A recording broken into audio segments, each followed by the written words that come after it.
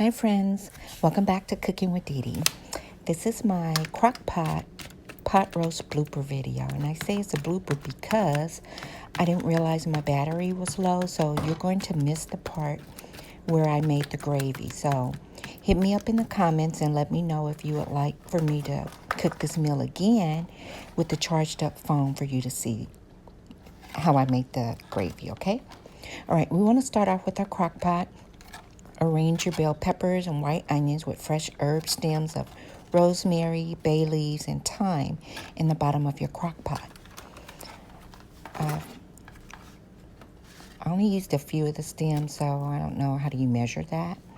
I started off by taking a fork and pricking my pot roast. And my mother taught me that. She said that it helped tenderize it, so I did that first. And I already washed my roast. Some people wash their meat, some don't. I do. It's your choice. I love HEB's Adams all-purpose seasoning, so I sprinkled it on my roast, added some Chachere's Cajun seasoning. Now, some people will brown their roast in a skillet before they put it in the pot roast. That's your choice as well. I don't. I was trying to get to a tennis tournament, so I just did the quick route. About a tablespoon or two of some Worcester sauce, some salt, and I started to sprinkle in there, but honestly, I'm afraid of salt. I haven't shared that story with you yet, so I'm going to just put a little bit in there, about half a teaspoon to be exact. And let's see. I'm going to add some cayenne pepper, as you can see, and this is why I call it a blooper. Oopsie daisy. I didn't realize that the little sprinkle part was not on the container, so my family would kill me if I let all this cayenne pepper stay on this pot roast, so I'm going to scrape it off. And that's the beauty of being a home cook, you know. You get in there, you go for what you know. Mistakes will happen. Some mistakes you can correct and some you can't. I'm going to correct this by scooping out some of this cayenne pepper. I like it hot. As in Spanish, they say muy caliente, but not this hot. So let's scrape off some of this. And you can look in the description to get the measurements. I always write my recipes for the average American where it's not too hot, but you know, tweak my recipe, make it your own. You can add the measurements or take away. And don't forget to hit like and subscribe, please. So where I've scraped off that cayenne pepper, I'm going to re-season, put some more of that all-purpose seasoning from Tony Chachere's on top.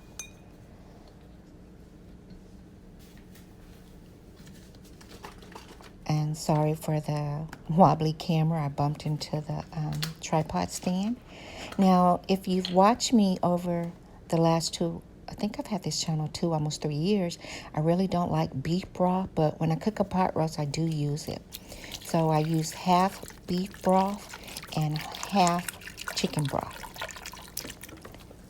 That way it's not overly saturated with that beef stock that I really, really don't like. But when you mix it with the chicken broth, then it's not overpowering for me, and it's actually pretty good.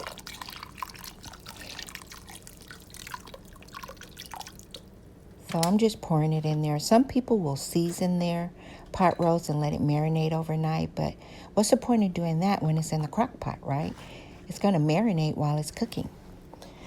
Now I'm going to try something new. I've never used this before, so this is my first time trying this Better Than Bouillon beef base right here. I'm going to take about a teaspoon and a half, put in a container. I'm going to add a little bit of this beef broth and some chicken broth.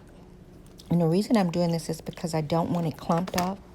I want it to mesh really well once I add it to the pot roast. So I'm going to work it in with this broth until it's blended well before I add it to the roast.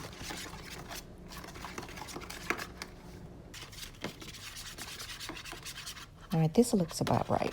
This is what I want. I'm going to add this Better Than Beef Bouillon into the pot roast.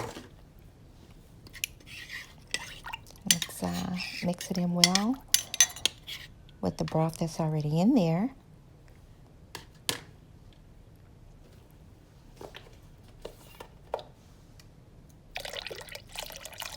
Gonna add a little more broth. Like I said, I'm getting ready to go to a tennis tournament, so I want to make sure I have enough broth on here while I'm gone. I don't want it to reduce to almost non-existence while I'm gone. I'm going to come back home and finish it up.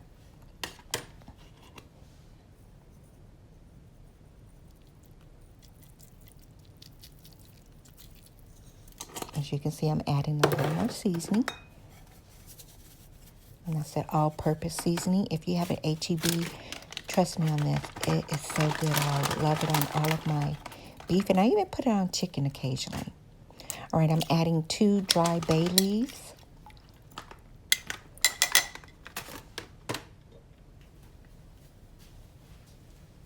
So I have fresh herbs in there and some dry herbs in there. It's going to be extremely flavorful.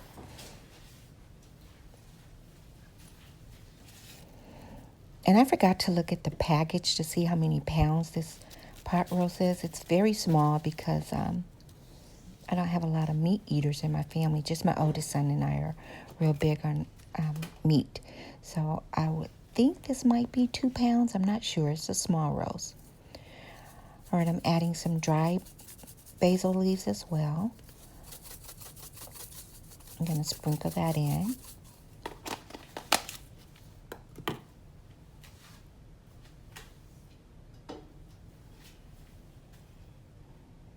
Let's put a lid on. And I'm going to let it cook. Total time about 5.5 hours. And I program mine on high. Some people do low. I do 5.5 hours for my pot roast.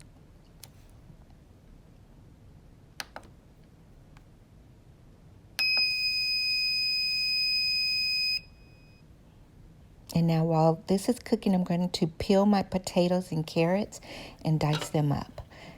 I'm coming back now. It's been cooking for maybe about 4 hours, and oh my goodness, what happened to my roast?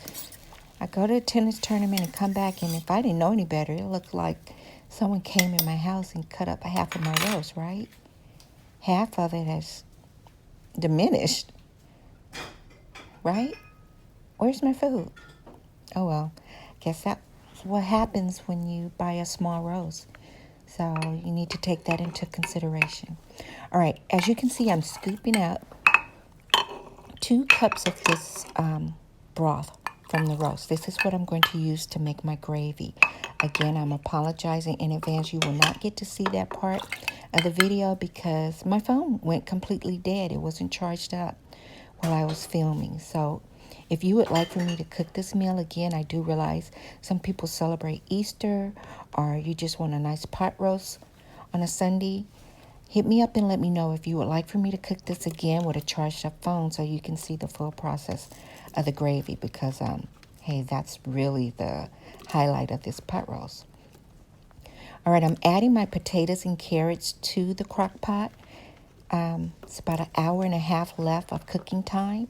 You do not want to add this at the beginning because then your potatoes and carrots will be too mushy. And you'll have mush. So let your roast cook for about 4 hours, then add your potatoes and carrots. At least this is how I do my roast. And it smells really good. When I pulled up in the garage, I could smell this roast in my garage.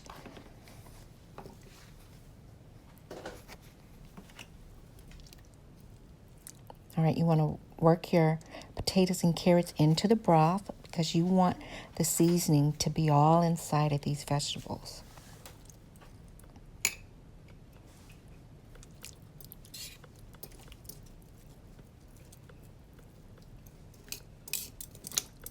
Don't forget to hit like and subscribe. I am a retired teacher, but I have a kid in college. So one day when I get to 1,000 subscribers, I can take that little change and pay for my kid's dorm. So if you want to help me out with that, thank you. If not, that's your choice. It's cool. All right, put the lid on and let it continue to cook for about an hour and 20 minutes. And while this is cooking for an hour and 20 minutes, you're working on your gravy. So let me know in the comments if you want to see that gravy video. This is the final product. Yeah, it looks messy. I made cream of spinach, but it was so good. Thanks for watching. Peace.